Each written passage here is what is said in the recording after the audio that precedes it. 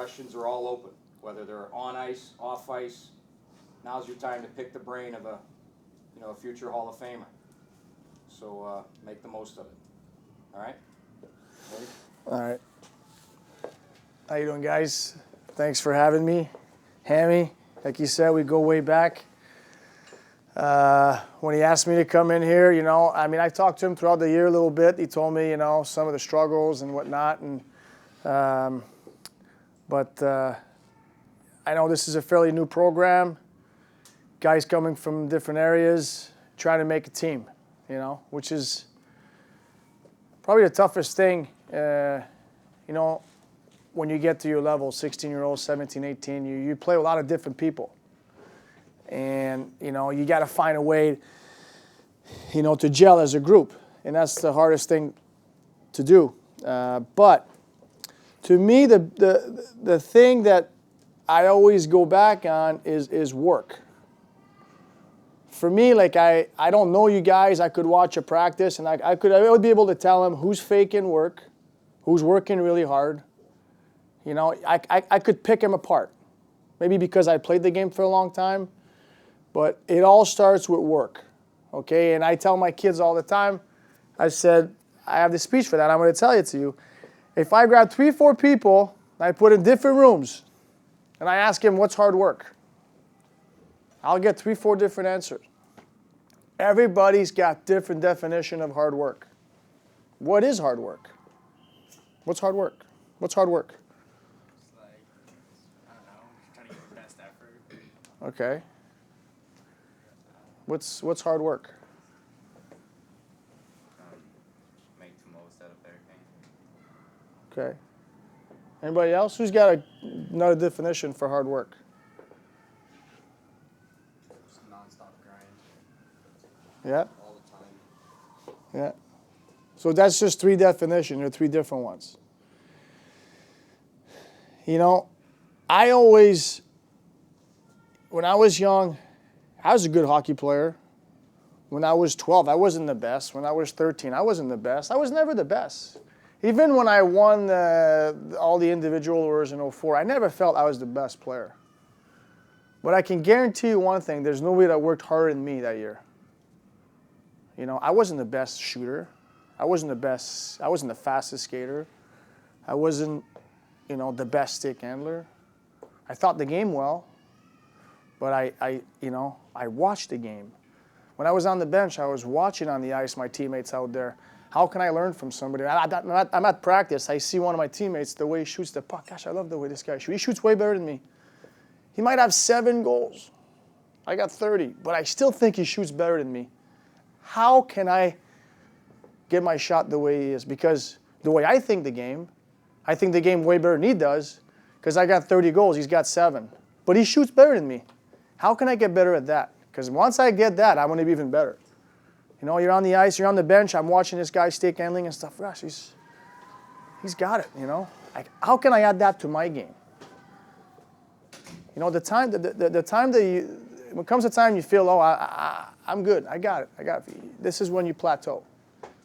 And I truly believe that because I'm 39 years old, going to turn 40 this summer. The reason why I'm still in the NHL is because I never felt I plateaued. I always trying to get better every year and every year. And I know it's a team game, okay? Trust me, there's plenty of time that the way my teammates are playing around me affects me. But if every time the way they're playing around me, I feel affected by it, and I use it as a crutch, it's not my fault. He didn't see me. It's not my fault. He didn't get the puck out. I know it's a team game. But if every time you say it's not my fault, that's your first mistake right there. Because what could you have done? Could you have talked to him? Could you let him know he's got more time, he can make a play to you? Could you skate a little faster to get that puck? Could you anticipate better? There's so many things that come. This is a team game, okay? It's not golf. It's not tennis. There's so many things that can affect your game. But if every time everything is not going well, and trust me, I've been on teams that we didn't win too many games, and then all of a sudden you can feel it. You can see it. Everybody's kind of like passing the buck. No. we got to do this, we got to do that. No, we got to do this. It's this guy's fault. It's this guy's fault. You can kind of feel it, and that's when you're done. You're done. You have no chance once you start doing that. So I always went back to when I struggled, even right now. You know, I'm in a 4-game span where I've got 0 goals, 0 assists. And, you know, I'm watching tape and I'm like, what can I do better? I'm 39 years old. Okay? If I don't get another point in this league, everybody will still respect the heck out of me for what I've done. But for me, 4-game, and I'm like, you know what can I do better? I'm watching tapes. I'm like, there's no way it's going to go. It can't go 5. I'm going to make sure it doesn't go 5. And if it goes 5, I'm going to make sure it doesn't go 6. You know, at the end of the day, yeah, you want your team to win, but individually, you got to try to get on top of your game. Because when you win a game, it's not because everybody was on top of their game. You have 20 players, let's say. There's no way that every night the 20 players are on top of their game. You know, you might get 5 or 6 that are pulling the bus that night. And you just ride along. You're not playing on top of your game. You might get a goal. You might get an assist. Did you play well? You know if you played well. Be honest with your performance. Don't worry about the goals and assists. That's the one thing I do for myself is I don't judge my performance based on goals and assists. I really, truly look at my game. There's games that I played terrible and I got a couple goals. There's games that I played awesome. I got nothing. But throughout the season, you know, every game you're going to win, there'll be, like I said, you know, 5, 6, 7 guys are pulling the bus. And it can't be the same guys all the time. It's not going to be. I know over 80 games, I'm probably going to play 40, half of them the way I should. The way I, you know, the way it's expected of me. I'll probably play 20 above expectation. And I'll probably play 20 that I wasn't very good that day. That's just a season. You know? But I'm hoping the ones that I'm under, well, there's 7 or 8 guys that are over. And that's how you push through. That's how you find ways to win games. It's not about yourself. It's about the team. But you have to make sure that you're honest with your performance. And like I said, I've been on losing teams, and not so much finger point. Nobody's going to say that. Nobody's going to be like, it's your fault. But I guarantee you that in your mind, there's guys thinking, oh, it's because of that guy and that guy. Nobody. If everybody could hear everybody's thoughts, everybody would be fighting in here. Okay? Because I've been part of that. I've been part of teams that weren't doing well. So you got to make sure that you stay on top of yourself. Okay? It's not always going to be, you know, awesome. There's tough times. We've all have tough times. You know, you guys, I don't know, what's the age group in here? 16, 18, 20. Yeah, you know. So this is not just in hockey, it's in life. You know, life's hard. Hockey's a sport. Hockey's hard. You know, if it was easy, everybody would be doing it. And that's why there's only 700-something players that play in the NHL, because it's hard. So be honest with your performance. You know, I'm sure Hammy's got game plans, you know, systems, whatever. Sometimes in a system, you just need one guy to be out of whack. One guy will screw everything up, you know. That's why it's a team game. So make sure that you pay attention to, you know, the system that are asked. And the biggest thing that I find for me, too, is, you know, hockey. When I was young, you know, I had the puck a lot. As I got, you know, midget and juniors, you know, gradually you'll notice that you have the puck less and less on your stick. The game of hockey is literally played without it. It's played without the puck. If you play, it's a 60-minute game, you play 20 minutes, let's say. Of those 20 minutes, how much actually you had the puck on your stick? Not much. Maybe a minute and a half. I think that's long, a minute and a half. They did a study on that in the Olympics. You remember that? Yeah, it's not long. The game is played without it. So if you can't play without the puck with 4 other guys, and the goalie. Goalie's not off the hook. They got to talk to you guys. They're the ones that actually see everything. You know, they're always facing the play. They can talk to you and help you, you know, whether it's wheel, reverse, whatever, right up. You know, there's one that they can really talk to you, but the game's played without it. So the systems that are asked for you to play, if you don't follow without it, you'll never have it. And once you have it, now it's time to play. But when you don't have it, you have to follow what your buddy's doing or what is asked of you of doing. Because if you do that, you'll have it more. And then when you have it more, then good things can happen. But, you know, make sure that your definition of hard work is here, not here. You know, because I know I've played with guys that really felt they were working hard, you know, and you can tell when guys are faking it. And when you fake it, the person that you cheat the most is yourself. You know, because some people never, I played with some really good players growing up that never went anywhere. Because everything was easy, they didn't have to work hard. Once they had to start working hard, they didn't know how. So, if your definition of hard work is here, you'll have a better chance of being successful. You're giving yourself a chance every time. You know, and hard work is, it's, you know, it's not a once thing, you know. It's an every time thing, you know. It's got to become a habit, you know. And my other thing that I fall back onto all the time is, you know, when I'm struggling, is practices. You know, I try to practice like I play. You know, if you're just floating through practice and not, you know, bearing down, and really, if you do the drill, you do it right, you do it hard, not only am I getting better, but I'm pushing the guys around me to get better too. If everybody's doing practice half-ass, you're going to play half-ass. You know? And then your buddy gets to play half-ass because you're playing half-ass. So, you know, it definitely starts in practice. You know, that's where you put your time in. So. How do you, because now's the age, and I remember coming up through your guys' level, and it seems like you're constantly, all of a sudden I'm not the first line guy anymore, I'm not the second line guy. All of a sudden there's 20 guys, right? The pyramid, hockey goes like this. So all of a sudden you're a third, fourth line. And you have to work your way back up to the top. The next year you go back down again to U18. You're a third, fourth liner. How did you ever experience that, and how did you deal with it, and you know, either use it as motivation or use it No, as for sure. I a mean, learning experience? Yeah, I mean, everybody wants to play. Everybody wants to be top line. We all want to do that, you know. I think those positions, those minutes played, they sort themselves out as you go through a season. But if you get demoted or you're not where you're supposed to be, you know, the easiest thing to do is feel sorry for yourself. I mean, I think human, we're kind of wired that way. Oh, it's hard, you know.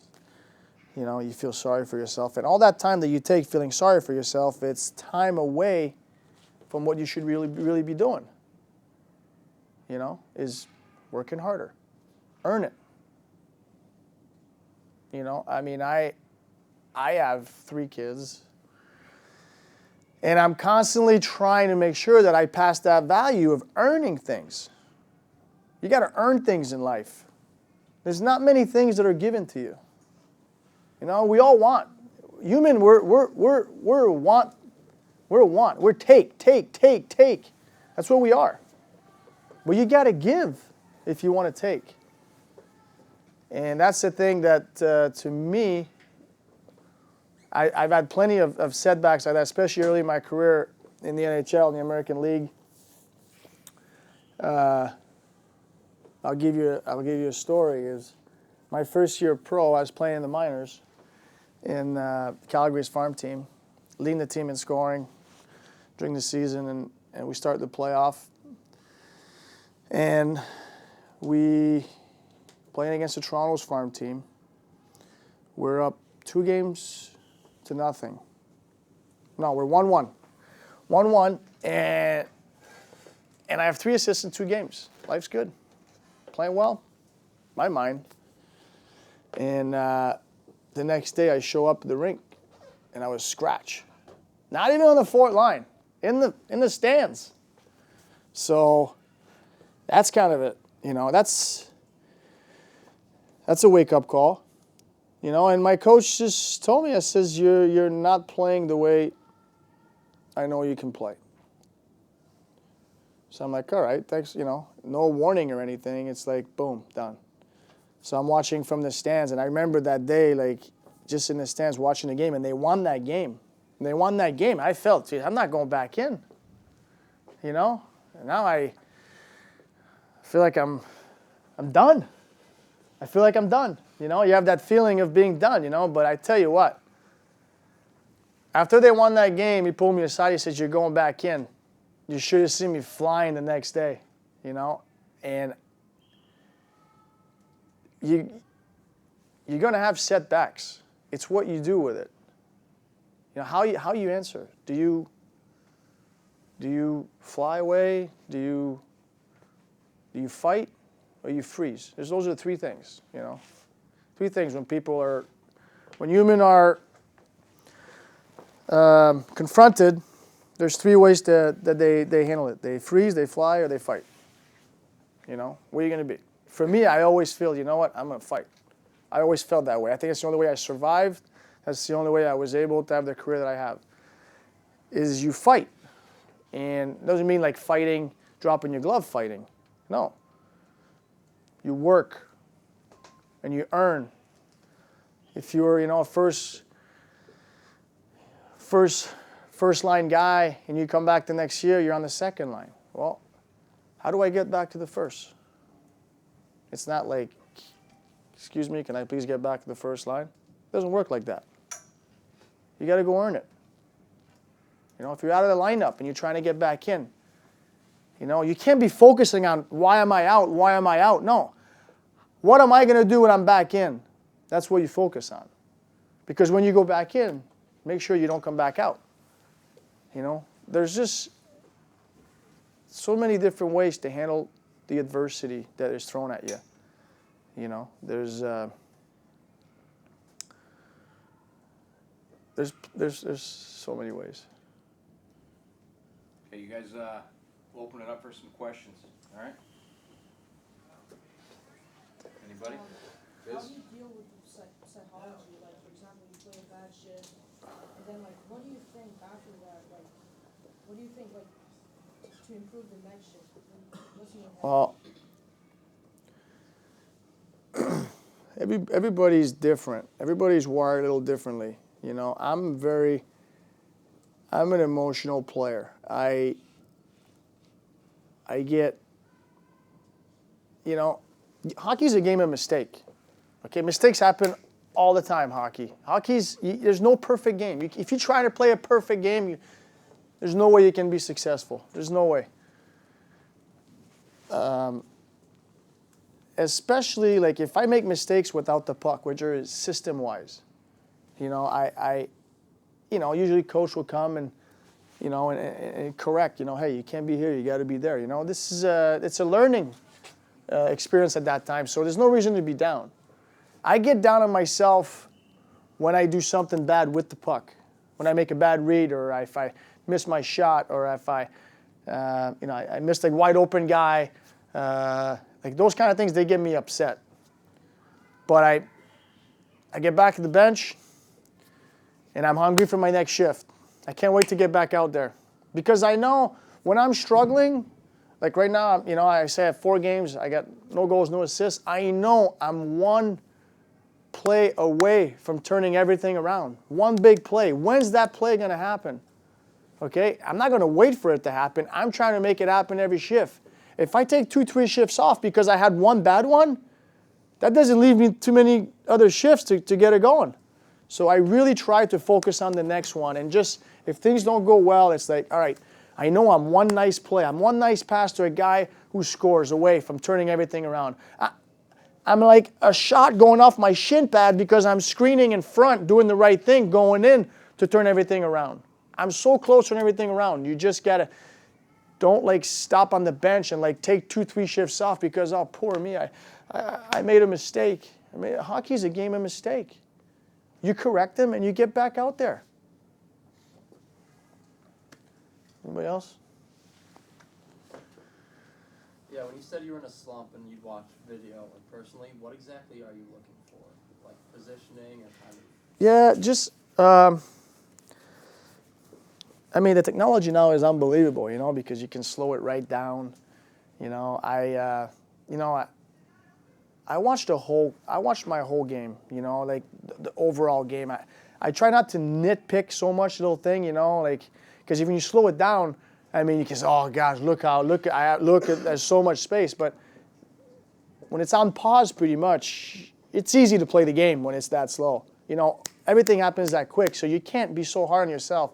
But there's just like, if I'm not scoring, do I drift away from the scoring area? Do I, or do I get in there? I try my reaction, little things that I know and I'm just, close, but just not quite there yet. I mean, every player is different. If a defenseman is struggling, is he using his body like he should? Is he using his partner like he should? There's so many. But for me as a forward, I'm watching my jump. Am I jumping? Am I pushing the pace? Am I my first 3 strides? Am I anticipating, or I'm playing on my heels, a little so defensive oriented that I'm not playing my game. I'm not jumping, not cheating, but anticipating at the right time. Those are things that I look for. But every position is so different. How do you handle other guys on the bench or in the locker room that might not be doing too well or are angry with themselves? Yeah, no,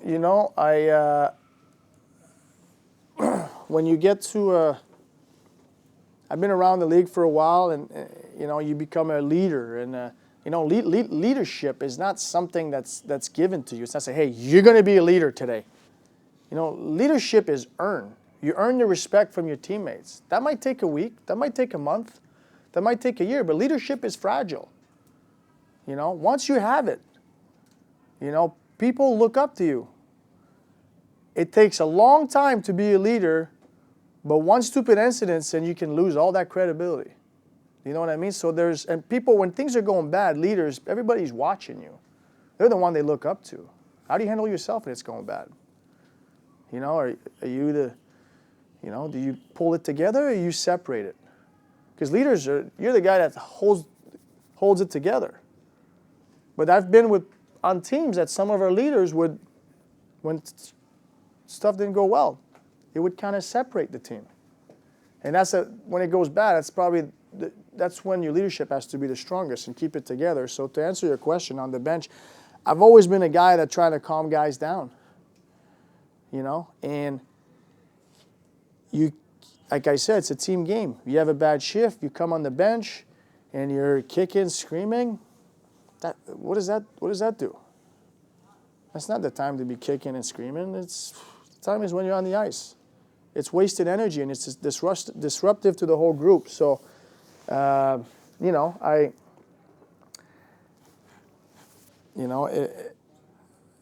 if somebody kept doing the same thing over, I definitely would address it, and because it's too disruptive to the group. Because it's not about one guy. Does it happen once, twice during a season? You can live with it. Everybody's got emotion, and you want guys to play with emotion, but is it all the time? If it's all the time, it's a problem.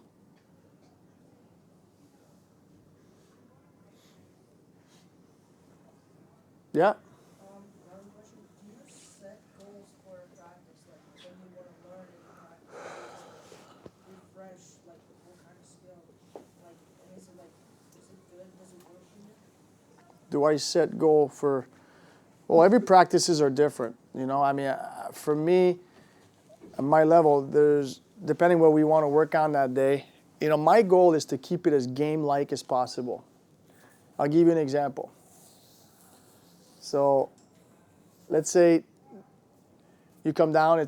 Even if it's just a warm-up shot. You come down, take a warm-up shot. Yeah, warm up the goalie, then you stay there for a rebound. Well, so I'm the guy taking the rebound now. the puck comes off the pad, I'm going to try to keep it game-like. I'm not going to massage it and like go, because that will never happen. The rebound in front of net, it's a bang-bang play. So my goal is to keep it as game-like as possible. When the rebound comes off the pad, boom. And that's game-like for the goalie. That's good for the goalie. You start going like this and like that, that's so not game-like. That's never going to happen. The goalie doesn't get better from it. You're not getting better because that will never happen. Maybe once in the season that might happen. You're lucky if it does, if you have all that time and space to grab a rebound and make go left to right and back, because usually somebody should be, cross-checking you or hooking you or lifting your stick. So my goal is to keep it game-like. I don't know how much free time, they have, in terms of on the ice. Juniors have more, but usually our guys are. For us, obviously we have our own ice, so I can get on the ice early or stay late, and I'll work on my shot or different angles, and I'll stay there until it feels right. I'm kind of a little OCD that way. Is that OCD? I'm a little compulsive disorder that way. I can't leave the ice until it feels right. If that's what I want to work that day, whether it's a one-timer or it's a wrist shot coming on the left side, hitting short side, it's got to feel right. To me, it's almost like tuning a guitar. I got my stick, I got a stick, I like it, I'm trying to tune my stick, and I won't leave until it's finely tuned, especially when things are not going well, because I got to take care of everything that's affecting my mind before I can actually, get the result that I want, and the stick is probably the biggest thing, because that's your tool. So for me, I don't want to make any excuses, so I make sure that I dial that in so that I can be successful, I guess. Yeah. What's it like playing at the Garden? Playing at the Garden is great. I played there as a visiting team for a long time, and now, being on the home team, it's quite an atmosphere. Last year in the playoff was unbelievable, and it's probably it's going to rev up the next little while, and then hopefully go another deep playoff run. But yeah, it's quite the building. Yeah. How do you prepare a couple hours before the game? Well, I'm kind of old school like that. You guys are like the new wave athletes, with all the strength and conditioning and I'm not saying it's not important. I think it's really important. Soccer? Yeah, that's what I do. I'm very loose before the game. I'm old school. Like I don't know if I should say this, but I don't stretch. I don't. I try to stay. I feel when I stretch, I become too elastic. I don't feel as explosive. So I play soccer 30 minutes before warm up. No, yeah, roughly that. 45 minutes before warm up, play soccer for about 20, 25 minutes, 2-touch, and I'll shower and I'll put my gear on. I don't do much. I'm very loose, joke around, and try not to think too much about the game. Just know my assignment. We always have, game plan. We have meetings too.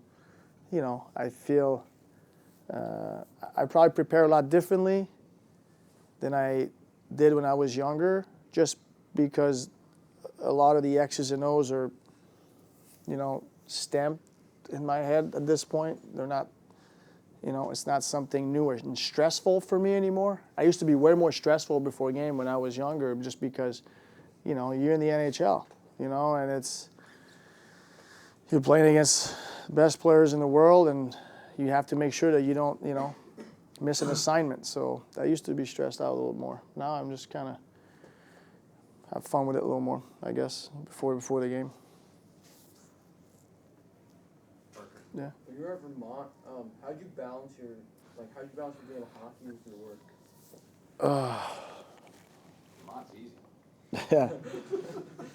Yeah. Yeah, he went to Yale because he couldn't go to Vermont. Vermont wouldn't let him in. How did I do that? I found the first couple of years was pretty easy because I was in the dorms and everything was right there. You know, again, when everything is right there, it's easy, you know. When I went off campus, it was a little harder because I wasn't like near the library, near all the classes and whatnot. But you know, it's to me, it's having your priority. You know, what's your priority? You know, and I just can't imagine being in your shoes right now, being a student, just with the, you know, the iPhones and the Twitter and the Facebook and this and that. I mean, I know there's a lot of distraction, but at the end of the day, is what's your priority? You know, to all of you, school should be your priority. You know, I mean, hockey is right there next to it, but my dad, when I was young, told me you're going to school, because the odds of me making the NHL were slim, you know. I had a dream, and yeah, I chased my dream, but I prepared myself to be ready for life, you know, whether it was hockey or not. So if you don't prepare yourself now for life, life's going to be hard. The harder you work now, probably the easier your life's going to be. So for me, it's all about priority. So, you know, and with all the distraction, I can understand it, but you got to reel it in sometime and say, Liz, you know, you got to put the time in. To me, is you get what you put in. You know, so if you put your time with your schoolwork, you're gonna get good grades. If you study 2 hours, you got a C. If you study 3, you probably got a B. If you study 4, you might add an A. So, you know, it's how bad do you want it? Do you want an A? Do you want a B? Do you want to float by? You want to get by?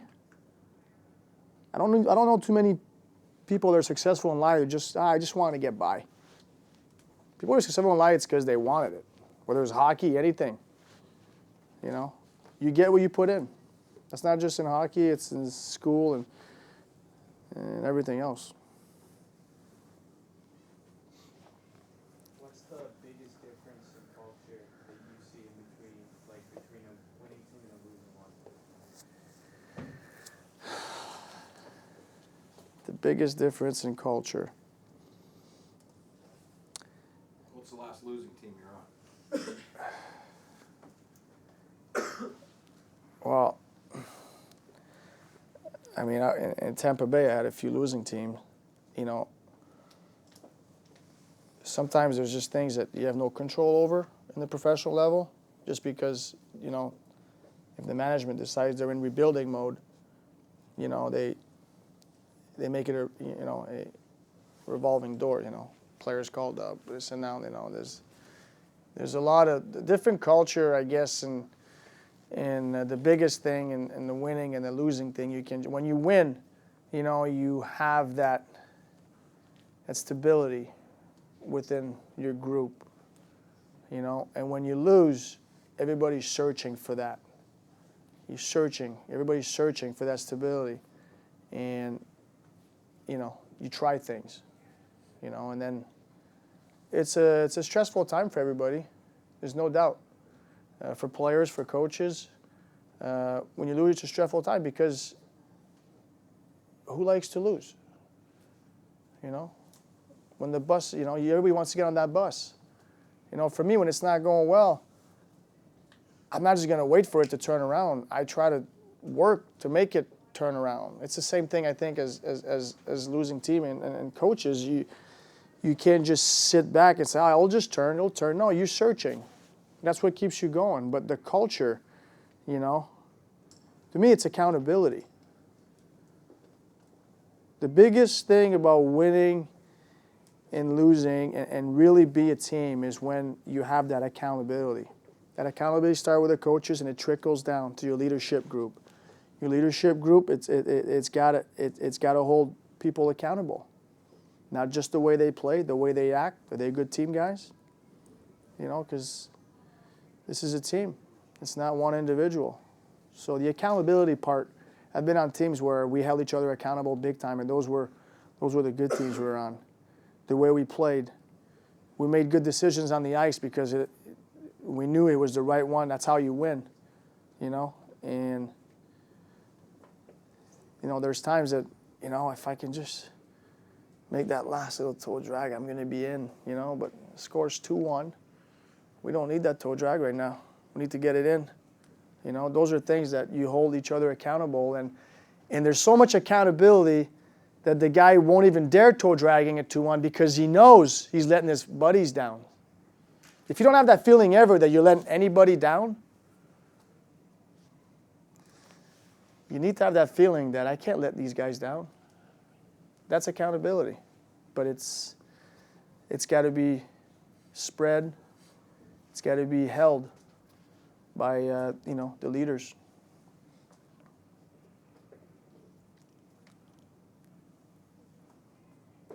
Anybody else? Sorry, Piers. Skip. Emil? How do you manage your stress whenever you have a stressful situation? That's one thing I'm still looking to figure out. How do I manage for me, when I'm stressed, it's almost like I got to be on the ice, you know? Like I got to be on the ice till I get it right, you know? So I can't wait for my next game. When I'm stressed, I just can't wait. Just drop the puck. Let's just go, you know? Because I know I'll dream about the game. I'll dream about the game, and I wake up, oh, I just had 2 goals. But it was a dream, you know? It's just constant. Yeah, you have to find a way to disconnect, but, you know, that's the one thing that I really had a tough time to this day. You know, it's a lot easier now with my 3 kids. You know, it's easy to come home and you get busy and doing this. Today I went sledding. Yeah, today I went sledding. It was nice. How about last year when you first got to New York? Yeah, that was. And you struggled. And it was public. You were on a new team. Yeah. You were back home with, you know, your family. Yeah, that was a tough time. You know, you're trying to. You know, that's the thing too. Is this a fairly like new team people like put together? Yeah, 18 U's. Yeah. Totally new. That's what I mean. guys. Like it's. 16 U's, mostly new guys. It's hard to be successful. For me, I had a tough time being successful early on because I wasn't myself. When I say about I wasn't myself is I'm new to a team, like you guys are. I'm trying to fit in. You know, you don't want to disrupt anything. You're just trying to fit in. When you're just trying to fit in, you might not be yourself. You know, you don't want to upset anybody. You know. So for me, that was the toughest part, and I gradually like gained trust. You know, people say, yeah, when I came to New York, yeah, he's a great leader. Yeah, might be a great leader, but to these 20 new players I was with, I hadn't earned any respect from them until I was with them, and even then, you know, you gradually earn the respect from your teammates. And then I slowly started feeling myself again, and now I feel like I've been in New York for 5 years. But it took time. It took time, and you're talking how I manage the stress level. I don't know. There was a lot going on in my life last year, and you know, I definitely lean on my family for get away from the game a little bit. And sometimes, you know, we take ourselves too seriously. You know, like life is supposed to be fun. You know, sometimes when it's not fun because you're losing, like don't take yourself so seriously. Like you're gonna make mistakes. Sometimes, you know, you can laugh at yourself, but understand what's the right and the wrong thing to do. And I try to laugh a lot, honestly. There's nothing better than a good laugh. You know? And if you know you've give it all, if you can look at yourself and you say, you know what, I've give it all. I mean, you can't waste your time being mad. You know you gave it all. If you can honestly look at yourself and know you give it all, and you know if you You can try to convince yourself you give it all. If you actually try to convince yourself, you know you didn't give it all. So don't forget to laugh, and don't take yourself so seriously sometimes. You're going to make mistakes.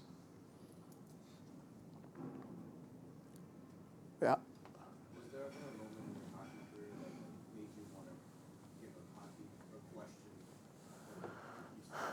No.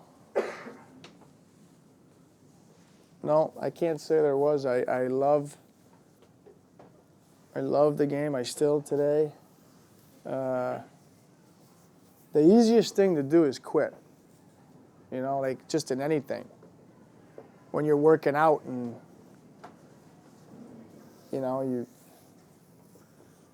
doing sprints on the bikes, the 30-second sprints, and you're dying, and you get to 27. Do you slow down or you push it through 30? I guarantee you most people like 27, 30, they won't go the last 3 seconds. It's just human nature. You have to push yourself because your mind will tell you to stop. Things are not going well. I'm tired. I'm done. That's what your mind's telling you. So, to me, the easiest thing to do is quit. And you quit once, you're a quitter.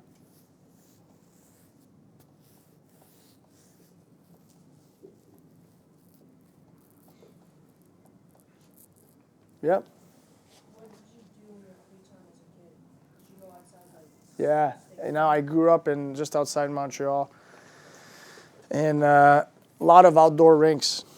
All the parks had outdoor rinks. They put boards up and they flood it. And it was minus, 0 Fahrenheit. We work in Celsius, 0 Fahrenheit all the time. So I would, I literally could skate there. It was so cold there. Like the street was like, you could see the pavement on the street, but on the side it was like hard snow. I could actually like walk, skate a bit, right to the pond. It was in the park out behind my house, probably half a mile. And I would just be out there all the time. That's all I wanted to do. And if the game was bad, as I got older, my mom would drive me around so I could find a good game, good outdoor game.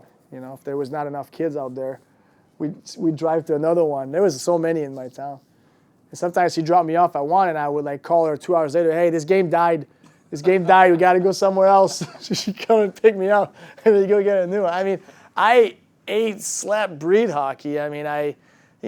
Mini sticks in the basement, the street hockey, those are really like, I feel I developed my skills there more than with my team, because with my team it was all team stuff, 3-on-2s, 2-on-1. We didn't practice like, stick handling and shooting. This was on your own, and we didn't have all the technology that we have today. We didn't have the video. We didn't have the shooting coach, the stick handling. We didn't have all that. You have to figure it out. And we didn't have the eye touches to distract the crap out of us either. We just, you had to make it fun.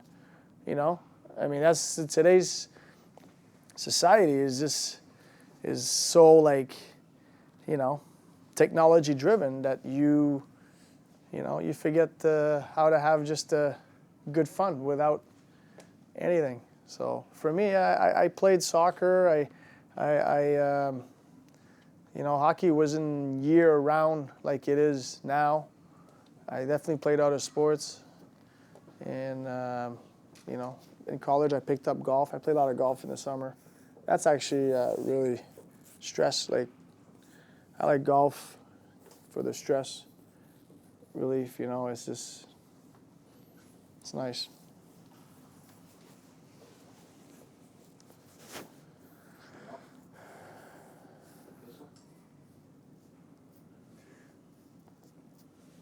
Goalies, anything? How about for goalies when you went in the NHL when you're practicing? Like that rebound that you take right away, does the goalie give up on it? No, but if he knows that we're keeping a game like, it's easier for him. Yeah. But if you start going like this. Yeah, why bother? Because it doesn't help him. A goalie sometimes will give up that rebound knowing that he can recover to it, and maybe we skate into it and we're out. So if if the goalie gives up that rebound knowing he's blocking the next shot too, sometimes that's his out. He's got to work on that. So, yeah, That's game right. like. Talk to some of the goalies, and I always tell them that some of the best goalies I ever played against, it didn't matter where you were shooting the puck from, whether it was on a rebound, whether you're just trying to get into his head, shooting the puck from line. They hated pucks in their net. They tried on every shot. I mean, it was eye-opening once I finally got to the NHL. That's what separates those goalies from, you know. Even when you go from like, the American League goalies, they are the competitive yeah, nature. the work ethic. Yeah. The even like you go in a 2-on-0, just simple 2-on-0 drill. You know, to me, you know, pass the top of the circle. It's one pass. Because you'll never go. First of all, you'll never go in a 2-on-0. You know, maybe once a year, like I said, if you're lucky. So you get by the top of the circle. It's one pass. One pass or no pass, but it's not two passes. That's nothing for the. What's the goalie going to do? You know. Plus the one pass, you know, he makes the guy work on his, you know, on his shot. Make the guy work on his pass. But now if it's going back, everybody benefits when you keep a game like. Everybody can really work on their game. You know, because yeah, I mean, practice. You know, people say like practice makes perfect, whatever. You know, to me, it's perfect practice makes perfect. You know, it's that mentality of how I'm going to practice today. You know, I'm going to keep a game like. Every drill, you know, whether it's a 3-on-2. You know, it's a 3-on-2. Are we going to, second guy going to pull behind the guy? Or is he going to drive the net?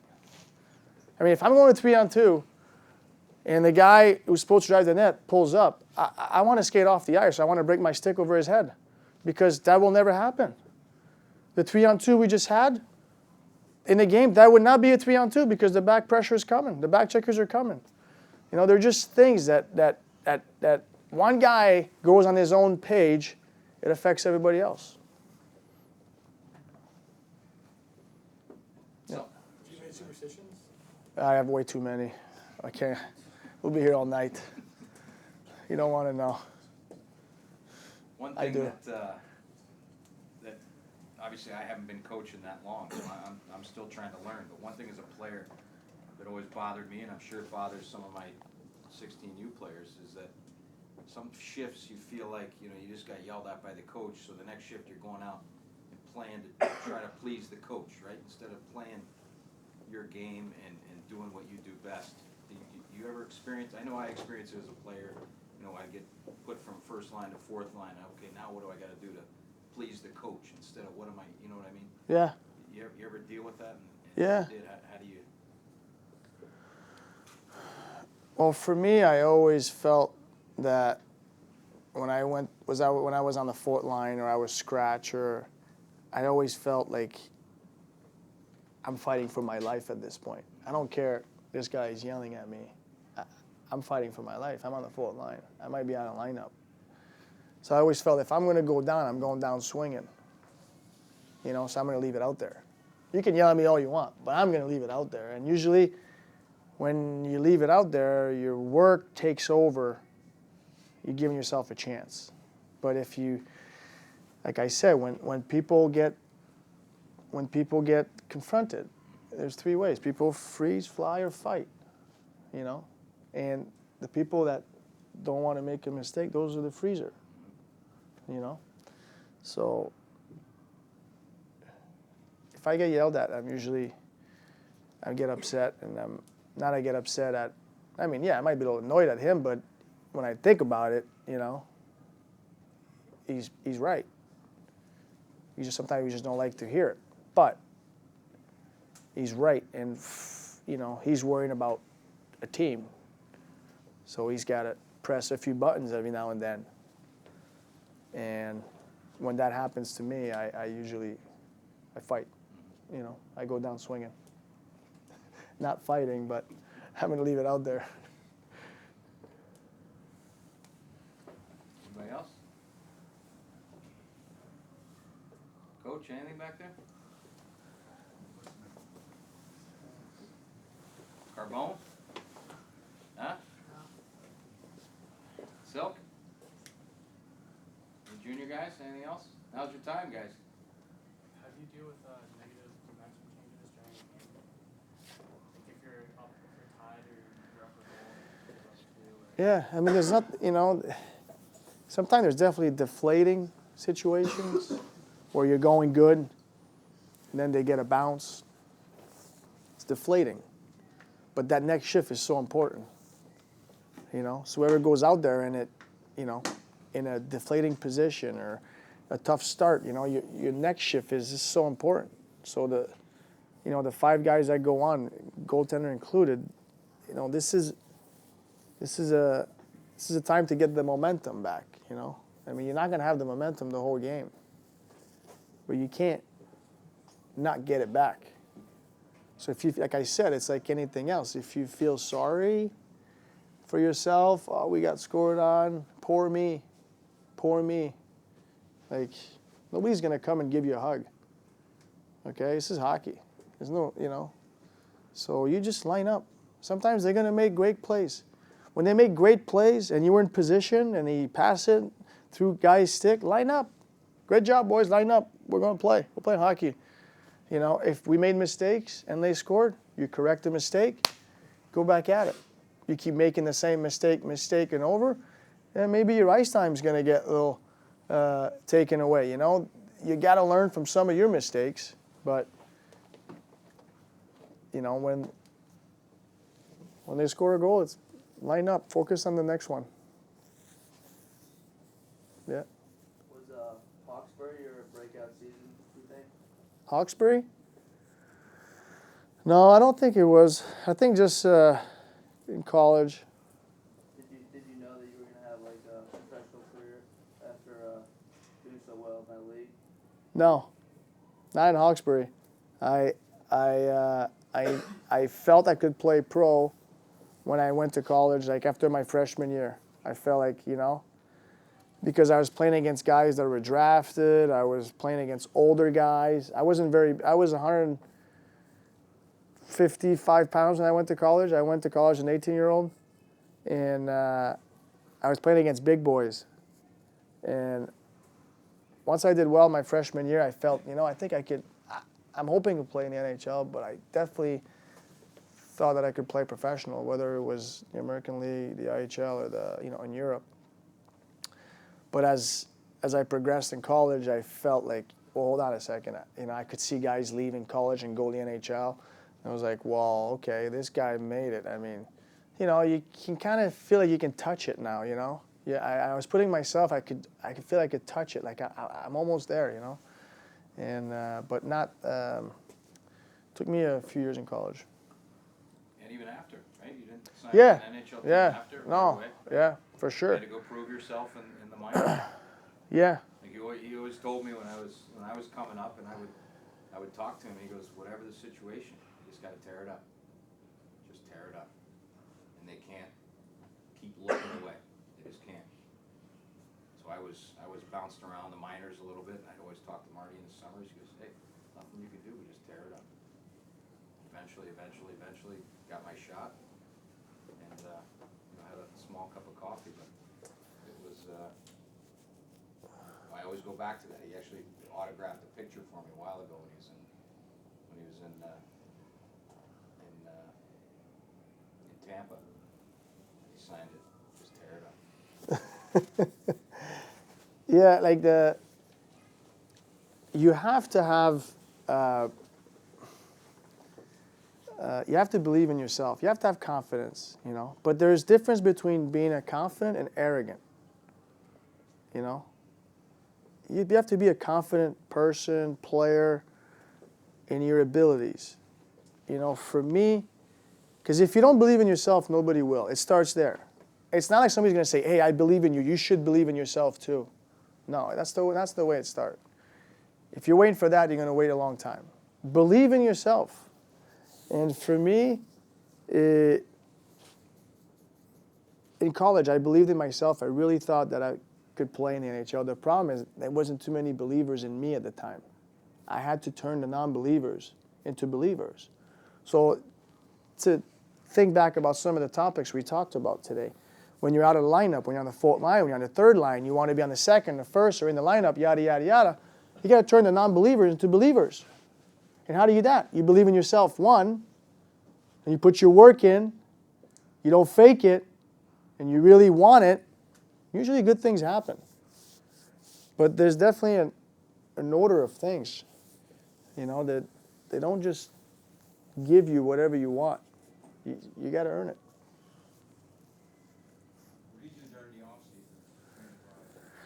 Yeah, I train. Program is 4 or 5 days a week.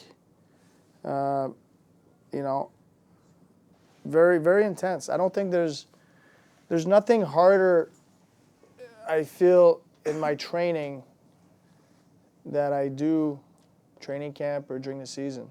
Like I feel like training camp is easy after my workouts, or I feel like a game is easy. I mean, there's games I feel better than others, but, there's times when I work out where I can't get in my car and drive, or, I've thrown up before. Like, I've pushed myself to the limit, when I do that, I know that I'm working hard, so. There's no better feeling. I know when you're done and you've thrown up. I mean, that's when I know that I've pushed myself to the limit. But, You got the rest of the day to golf. yeah, exactly. But I mean, that's not every workout. You get to that maybe twice a month, maybe comes close. Sometimes it happens, but it's you get what you put in. The easier, the harder you train in the summer, the easier everything else is going to be. Anybody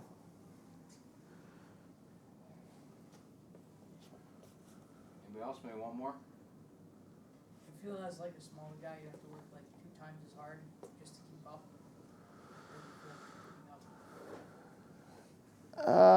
I don't know if I feel like I have to work twice as hard, but I never felt my size was disadvantaged. Never felt it was.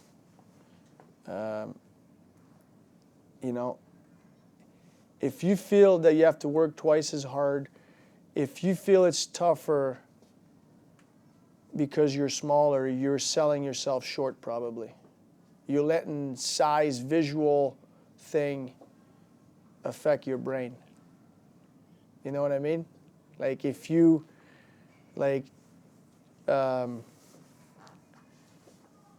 don't give yourself a chance mentally because the kid next to you is bigger, you'll never win that fight. You know what I mean? But if you just judge yourself as a hockey player next to the kid who's a hockey player, then you have a better chance to win that fight. So don't let your size dictate which way the fight's going to go.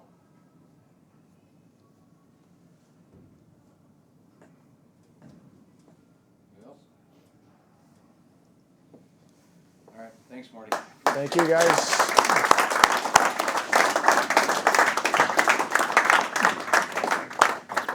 No problem. Maybe we'll get a win this week. All right, guys. Thanks a lot for coming. Appreciate it. Good luck, guys. Good.